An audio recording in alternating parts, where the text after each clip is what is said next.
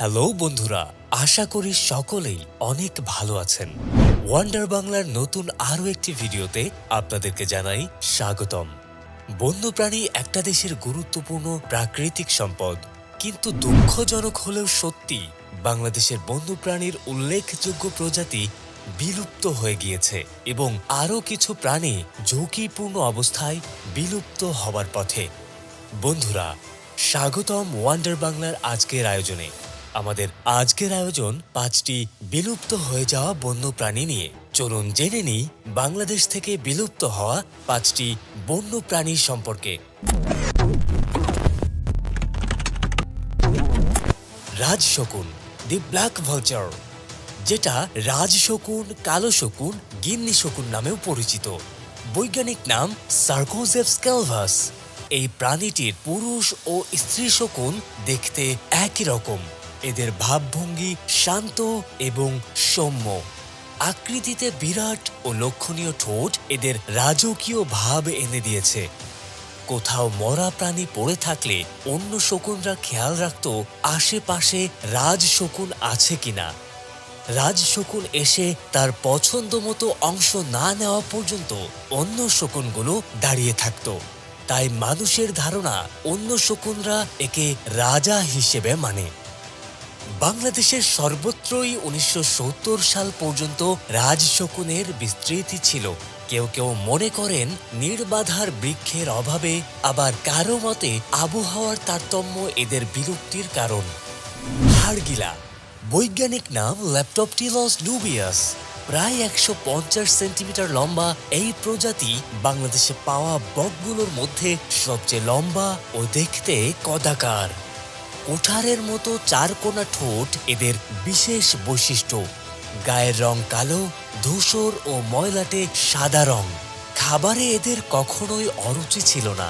জীবিত ও মৃত প্রাণী যেমন মাছ, ব্যাঙ, সাপ, গিরগিটি, কীটপতঙ্গ, এমনকি ঘোড়া ঘাস পর্যন্ত খেয়ে ফেলে। এদের বসবাস ছিল মূলত মোহনা, বিল, হাওড়, সুন্দরবন প্রভৃতি অঞ্চলে। প্রায় 15 থেকে 20 বছর আগে বাংলাদেশ থেকে হাড়গিলা বিলুপ্ত হয়ে গিয়েছে।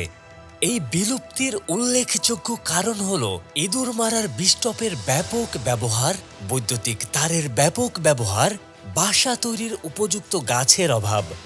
তবে সবচেয়ে উল্লেখযোগ্য কারণ হল চোরা শিকারীর হাতে হাড়গিলা শিকার হওয়া। মূলত এই কারণেই বাংলাদেশ থেকে হাড়গিলা বিলুপ্ত হয়ে গিয়েছে।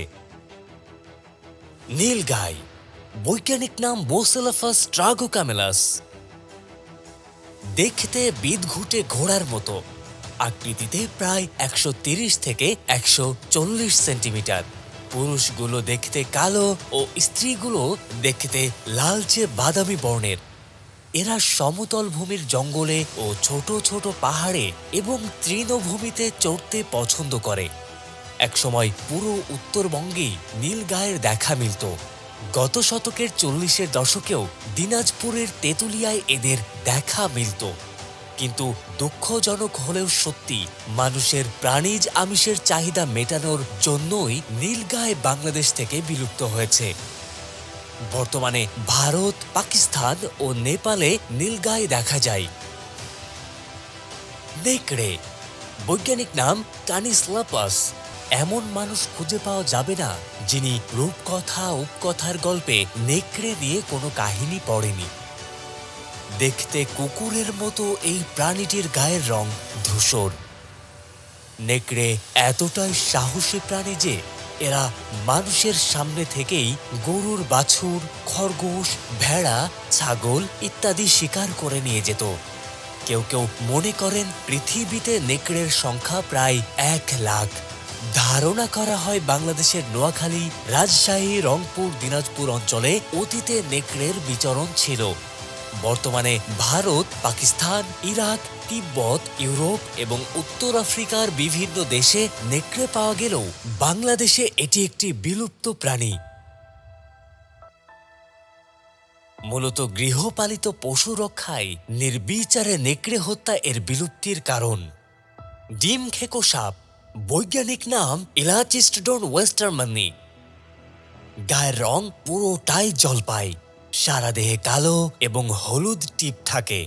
16 সারি আইস বিশিষ্ট দেহ, কশেরু আইসগুলো কিছুটা বৃহৎ এবং ষড়ভুজ আকৃতির। দেহের গঠন শুনে কারো কাছে ভয়ঙ্কর মনে হলেও এরা নির্বিষ, ভীরু প্রকৃতির। ডিম খায় বলে এদের ডিম খেকো সাপ বলা হয়। এই বিরল প্রজাতির সাপ এই অঞ্চলে সর্বপ্রথম 1863 সালে রংপুরে আবিষ্কৃত হয়।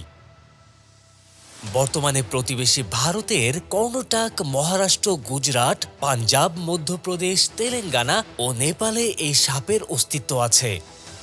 বাংলাদেশে এটির অস্তিত্ব প্রসঙ্গে গাজী আসমতের মন্তব্য হচ্ছে, এই সাপ কখনো দেখিনি, কখনো দেখব না। এই থেকে নিশ্চিত হওয়া যায় এটি বিলুপ্ত। তো বন্ধুরা, কেমন লাগলো আমাদের আজকের আয়োজন? ভিডিওটি ভালো লাগলে বন্ধুদের সঙ্গে শেয়ার করতে ভুলবেন না এবং বিলুপ্ত হয়ে যাওয়া বন্যপ্রাণীগুলো সম্পর্কে জানতে চাইলে কমেন্ট করে জানান।